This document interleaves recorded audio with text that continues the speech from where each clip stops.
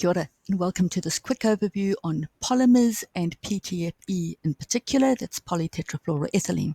Now, if you choose this topic for the 91163 standard on demonstrating understanding of chemistry and the development, first of all, what is PTFE about? We use it in the Teflon non-stick frying pans. We use it in Gore-Tex, which is used in material for extreme climates, because it's fairly expensive, but it does a really good job in keeping things waterproof. It's used in joint replacements. It's used in insulators. So in terms of the development, there's been quite a few serendipitous happenings or things discovered by accident, so you can find out about those and discuss that, and how the scientists noticed that something had happened, investigated why it happened and how it happened, and therefore the development of the new compound and finding uses for it. So in terms of the chemistry, because you need to show understanding of level 2 chemistry in order to pass, you should have already completed the 2.4 standard on bonding and intermolecular forces in thermochemistry, some organic chemistry, although if you've done carbon chemistry at level 1, that pretty much helps as well because you do polymers there as well. So for bonding, you need to know covalent bonds, intermolecular forces, polarity, phase changes. So just simply from liquid to gas, because that you need to know that to be able to explain how Gore-Tex works. Organic chemistry, the alkenes, polymers, physical and chemical properties, which is pretty much what you did at level 1 if you did the carbon chemistry standard, because you also do the alkenes, polymerization, and intermolecular forces and properties of polymers. You actually do it more at the level 1 standard than level 2. So the 3 areas of focus.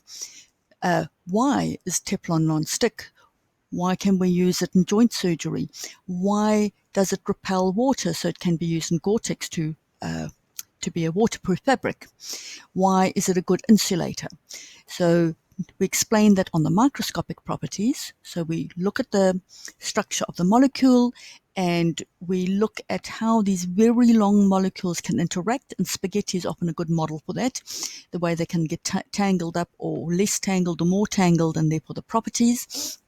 Here's a sort of an overview where it relates some of the particle sort of ideas to the compound, so or the macro properties. So it's a solid, there's strong bonding, it's hydrophobic, and again you need to discuss this structure.